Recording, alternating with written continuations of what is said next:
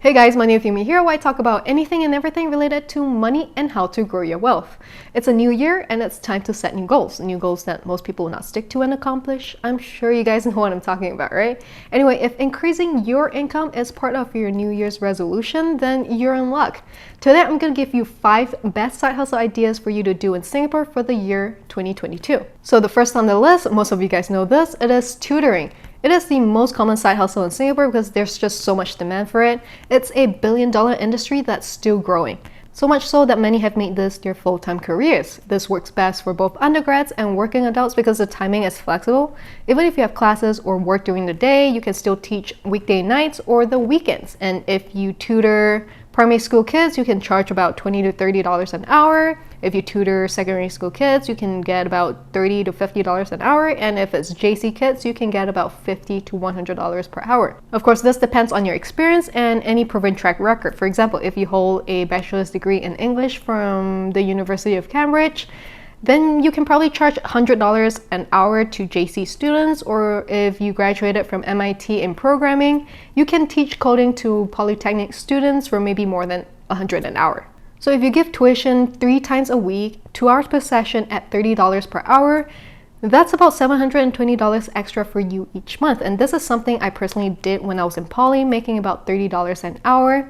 And I also did it for 2 years after university because it paid so much more than a minimum wage job in California, which at that time was about $10 per hour. The second on the list is being a food delivery rider. Get a bicycle and start delivering food because we have so many food delivery apps in Singapore. You can think about it this way. You're getting paid to work out so you stay healthy and fit. Right? A lot of people might look down on these food delivery riders before the Coconut pandemic, but after we experienced the pandemic, these food delivery riders are considered the people's heroes. I mean, like, who else is gonna deliver to their lazy ass? I haven't paid for food delivery since 2014, and I still don't understand why people can't just get their own food. Like, maybe I'm old school. Oh, weird. If you're worried that you don't have money for a bicycle, companies like Foodpanda have been providing free bicycle rentals for riders. According to moneysmart.sg, you can expect to make about $15 per hour as a rider. So if you work 10 hours a week, you'll make an extra $600 every month. Not too bad, right? Instead of paying for a gym membership, why not be a food delivery rider instead? And FYI, full-time riders can make up to $10,000 a month. That's more than most fresh grads and, dare I say, most average workers in Singapore. The third is being a freelancer or doing odd jobs. There are so many odd jobs and part-time jobs ads online. You just have to look through them and see what works for your skill set and time. Like, what are you good at? If you're good at writing, you can freelance as a copywriter on Fiverr or Upwork. If you're an accountant, you can freelance as a bookkeeper. If you're good at cleaning, you can be a part-time maid. Or if you're in the tech industry, you can teach coding online or be a white hat hacker for all I care. Like, it really depends on what your expertise are. And you'll be really surprised at what people are willing to hire for. And I'm gonna sidetrack here a little bit, but the most bizarre thing I've heard is people picking up dog poop from your backyard for $15 per weekly visit. I'm sorry, but I just can't wrap my head around that. Like, how lazy are people that they can't clean up after their own dog? Like, what if I offer a diaper picking service? That'd be cool. The fourth is being a virtual assistant. It's kind of similar to freelancing, but it requires more time and commitment because you'll probably be working for someone or a company and would have to go through some training. Being a virtual assistant means you can work remotely from anywhere in the world and you set your own schedule.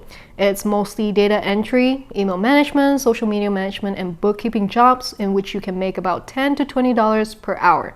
And the last on the list is buying and selling products on Carousel, Shopee, Amazon, eBay, or any third-party websites, and there are 2 methods for this. The first method is to buy things off wholesale websites like Alibaba, AliExpress, or Taobao to sell in Singapore. There are many people doing it with their blog shops and online stores, especially with baby products. The second method is known as retail arbitrage, which is essentially buying low and selling high. A lot of Americans are doing it, and what they'll do is to go to a store like Walmart and price check with products sold on Amazon. So for example, if Walmart is selling discounted Pokemon cards at $3 and the exact same one is selling on Amazon for $15, they'll buy it from Walmart at $3 and sell it on Amazon at $15. And people are lazy, so they don't price check, so they will buy it from you for $15. This is basically how retail arbitrage works. It's time consuming, but once you get the hang of it, it works. What I've noticed Singaporeans do is they would buy limited edition items like Nike Jordan shoes or anything Supreme and then sell it at a higher price. That works too. I have personally done this in secondary school for things unavailable in Singapore at that time without even realizing it was retail arbitrage. So I guess you could say I was hustling since secondary school. Pretty cool, huh? Now, if you're thinking why I didn't add taxi driver or Grab or rideshare driver to the list, is because I wouldn't suggest you to do anything related to a car in Singapore since the cost of owning a car in Singapore is so goddamn expensive. There are way too many hidden fees like increasing petrol prices, the cost of servicing the car like the maintenance, changing the tires, so on and so forth. And if you account for all these hidden fees, then at the end of the day, it's not worth it. However, if you already have a car, then you may consider renting out your car to other human drivers through websites like www.drivelah.sg. Making an additional $500 a month may seem like a small amount, but when you're talking about investing an additional $500 a month, it goes a long way. If you make $500 a month and you invested that money consistently to an index fund with a 7% return, after 10 years, you'll get about $84,000. And if you decided like 10 is more than enough and you want to quit your side hustle, that $83,000 just sitting there with that same 7% return will turn to $324,000 in 20 years from you doing absolutely nothing. And what I found from my personal experience is you don't have to love your side hustle.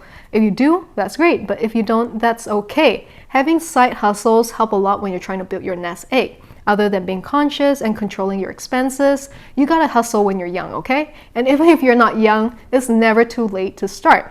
That's the key to financial freedom. You reduce your expenses, increase your income, and invest. There's no magic formula to financial freedom. That's why anyone and everyone can achieve it.